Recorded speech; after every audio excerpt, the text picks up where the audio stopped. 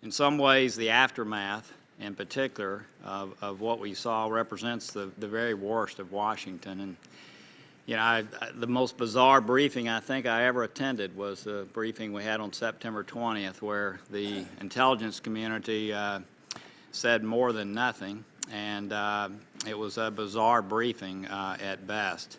It happened in the middle of a political campaign, and obviously there was a lot of spin from the White House and a lot of comments made on both sides of the aisle, which heightened a lot of the focus on Benghazi.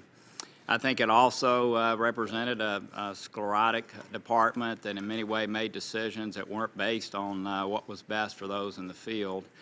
I think it represented in many ways a denial of the world as it really is today.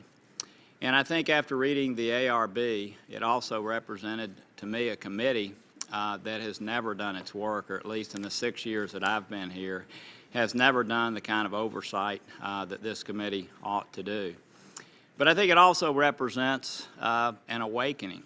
I know that you have known this, and I know especially many of the members on this committee have known this, but the spiking of the ball and the thinking that when Osama bin Laden was gone, that was the end of al-Qaeda, we know nothing could be further from the truth. And the Arab Spring has actually ushered in a time where al-Qaeda is on the rise.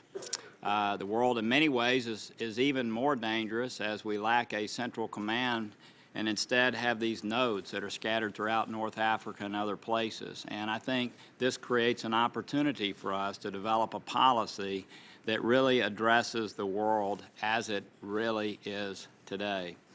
And then thirdly, Madam Secretary, I know that it was a great personal loss to you that Chris Stevens died in the way that he did, and his 3 colleagues died in the way that they did.